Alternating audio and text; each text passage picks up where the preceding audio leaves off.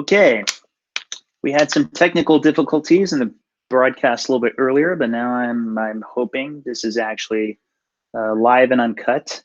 Um, this is the 6th month anniversary of the Low Carb Cholesterol Challenge. And before I get into that, let's kind of get to the key question. If you were to ask this right now, do high levels of LDL cholesterol mean you are at a high risk for heart disease?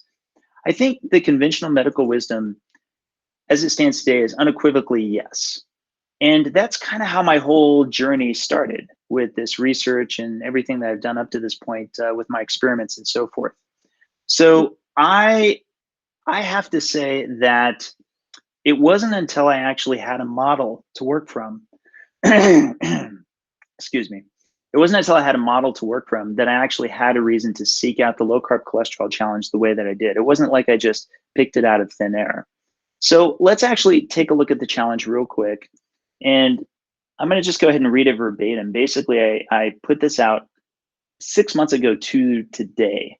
There has been much complaining that those on a low carb, high fat diet are overly comforted by low triglycerides and high HDL cholesterol, even when their LDL cholesterol has increased.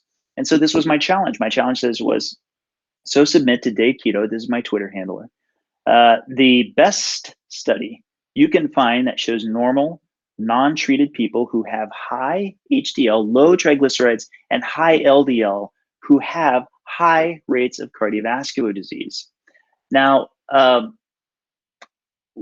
I said best study. And I said best study because at the time I thought that I might get 50, 100, maybe 300, 500 studies. And so kind of want people to just send the best one so that I could kind of look at what the best ones were. And I didn't even realize at the time, but in my tweet, I said, in my initial tweet, I said, what would it mean if there weren't any that were sent my way? And I think I kind of said that as a little more of a motivator for those people who are definitely pro lipid lowering experts. And that's what I did is I then went around and pinged experts all over the world, particularly some of the bigger luminaries to say, okay, I mean, you know, if this evidence exists, let's look at it. And moving forward in this conversation, I'm going to call it the triad. Basically, the triad is those three markers. And in particular, the triad I'm interested in is the HDL being high, triglycerides being low, and the LDL being high. Well, this is where it gets interesting because instead of studies that confirmed the existing hypothesis that being at a high level of LDL does mean you're independently at a higher risk of cardiovascular disease, I've been instead finding the opposite. And these are a few of the slides that I have for my presentations. Many of you guys are already familiar with these, so I'm not going to spend a lot of time on it. But there's the Framingham study, which sure enough I liked because they excluded those using lipid-lowering therapy and didn't have any cardiovascular disease at baseline. And sure enough, we see when compared to the lowest possible group that actually both LDL being above 100 or even the higher, the one that's marked up in purple, higher LDL cholesterol of 130 milligrams per deciliter or above, still was the second lowest risk group, well below the baseline of 1.0. And this is not at all what I think many of us would have expected. Moreover, there's the, I like this study even a little bit more, this is the Jeppesen study. And it's even better because not only did it grab 3,000 men of the age, let's see what the age was. That's right, it's 53 to 74, also free of ischemic heart disease at baseline. Found that actually, when you stratified for the LDL being below 170 milligrams per deciliter, which is still really high, and 170 above, that actually the risk level was almost identical, a 2/3 of a 1% difference between everybody that was below and everybody that was above. And it was also nearly identical from the other side. That actually, if you had low HDL cholesterol and high triglycerides, then it didn't even matter whether you were above 170 or below 170 in LDL cholesterol. And this is what's actually astonished me is that there really hasn't been such a focus on these studies in the first place, this triad in particular, because we've known that high HDL cholesterol, for decades, we've known that it is associated with low risk of cardiovascular disease. And we've likewise known for decades that low levels of triglycerides are also associated with low levels of cardiovascular disease. So why wouldn't we want to see if that strata of those two together, when coupled with high levels of LDL cholesterol, didn't actually show likewise a high risk of heart disease? Because we would assume that's what it was. Well, look, there's a reason I didn't just pick this out of thin air. And the reason is because my research has led me to what has been the model. You've probably seen the schematic before, but I basically, just to briefly take you through it, if you're eating food, it's coming through the small intestine, it goes into a lipoprotein known as a chylomicron. You don't need to really know that much about that. And you don't need to know that much about the HDL, which tends to be on the more support side. But you do need to know a little bit, if you're interested, you need to know a little bit about LDL. And LDL cholesterol, that's the cholesterol found in this boat. That's at the very end of its job cycle, because most of these started out as VLDLs, and those VLDLs, they had a cargo of fat for energy that you were using, especially if you're on a low carb, high fat diet. You have to traffic more of this fat in your bloodstream in these boats. And as such, it's not surprising that after they drop off all of their cargo, you eventually end up with a lot more LDL boats, and therefore a lot more LDL particles. And if you have a lot more LDL particles, you have a lot more LDL cholesterol.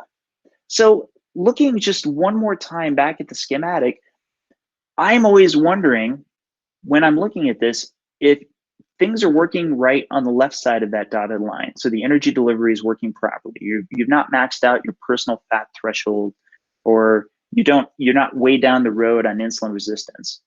And everything's working right on the right side of that dotted line. The LDLs actually are kind of like the bored cops in the neighborhood who don't have anything to do because there's not a lot of crime. So there's not a lot of pathogens or a challenge event with infection or anything along those lines.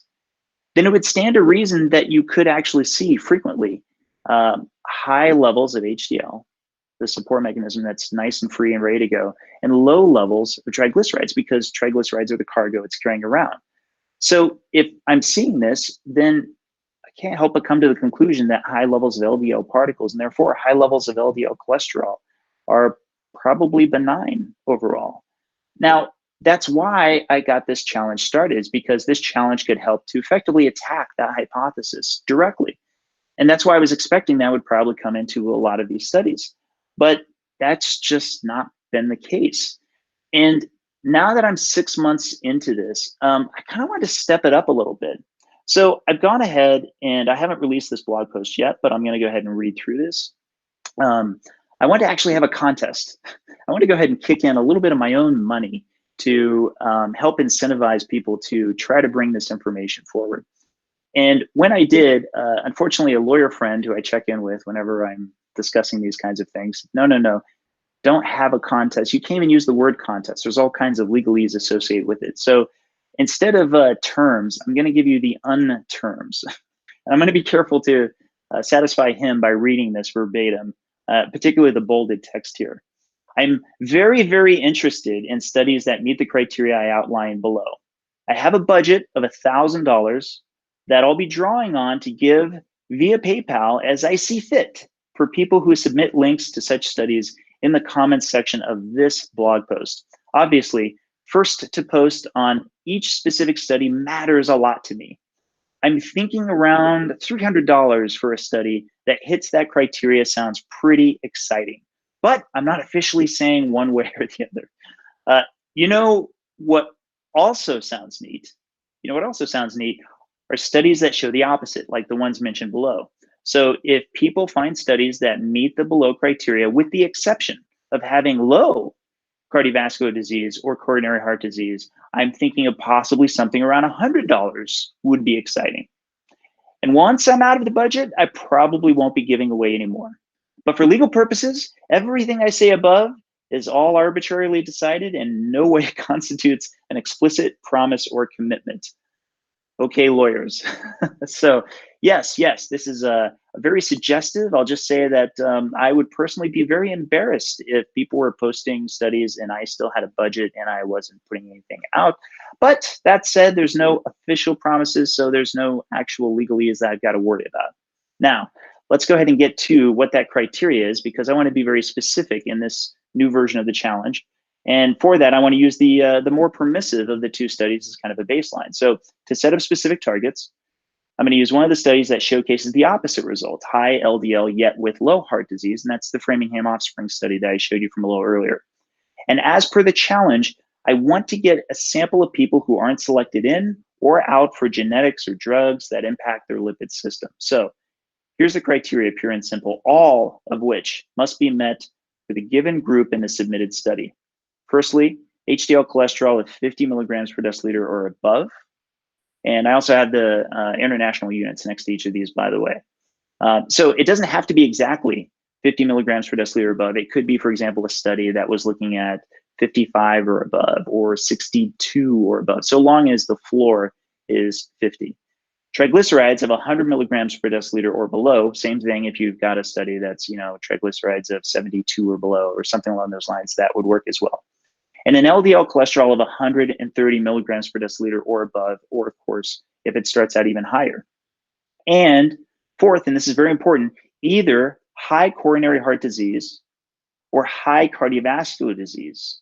You've got to have one of those two. Or if you're looking at the other end of the challenge, you've got to have a low version of either of those two. And finally, just to be specific, by normal non-treated, I mean no stratifying by specific genetics, like that can't be a qualifier for it. No stratifying by drugs. No stratifying by a particular illness in advance of the study, obviously. So if you're grabbing people who had just had a myocardial infarction, for example, and they've just been admitted, obviously their lipid system is going to be all over the place. We're trying to capture historical data coming up to it, obviously. In other words, just a generally broad group of people like we have in these two studies I mentioned before, Framingham Offspring and the Jeppesen Study. And here's some fine print that should be obvious, but just in case, the study needs to be published in a reputable journal, has to be dated before the article was posted, of course, no coming up with a study out of nowhere. The study needs to have at least 400 participants that are stratified by this criteria. And incidentally, I'm being more permissive on this because the other two studies actually have above 500 that are in each of these groups. And I would prefer no unusual modeling or adjustments to alter the data too far from its original set. I will go a little bit on the honor system here if it's a defensible reason that makes sense to me, that doesn't clearly alter it in a way to where the numbers could be fudged around a lot, then that's something we'll look at. So what is considered high rates of cardiovascular disease or coronary heart disease? Well, for this, I went for the most mainstream things I could find. And in this case, this one came from the National Center for Health Statistics and National Heart, Lung, and Blood Institute. And it's the heart disease in men versus women. You can see the percentage of the population. So let's say, for example, you found a study where it was, men that were, say, 62 to 73, something along those lines.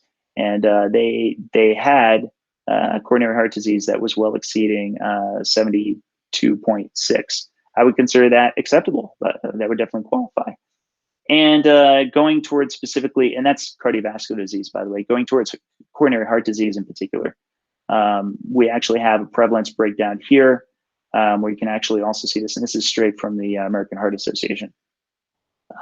I am kind of excited to do this because basically, if I were just paying out of pocket for a researcher to come up with this, I'm sure I'd be paying them hourly rates, whatever. But Siobhan and I have tried very hard to find a lot of research that's associated with this triad. And we're not super experienced researchers, so probably there may be some people out there that may be interested in jumping on board. The last thing I had in the final thoughts, as I say, I could write about 10 pages on why I consider it beyond astonishing that this triad hasn't had more study. And I really could. I really feel like I could rant for about a half an hour on this alone as to why it is that this should have been a measurement that was in place all along. And for that matter, that there should have been a lot more focus on stratifying out this triad in particular and examining not just for heart disease, but actually for all-cause mortality. Because what I'm really curious about is getting a nice fat data set of people who have this triad in common, the high HDL cholesterol, the low triglycerides, and high LDL, and how their all-cause mortality compares to those people who have the same triad but with low LDL cholesterol. Because this, I think, would be information that would be especially interesting to the low-carb community. Well, thank you so much for watching, and I look forward to seeing a lot of your comments on this post.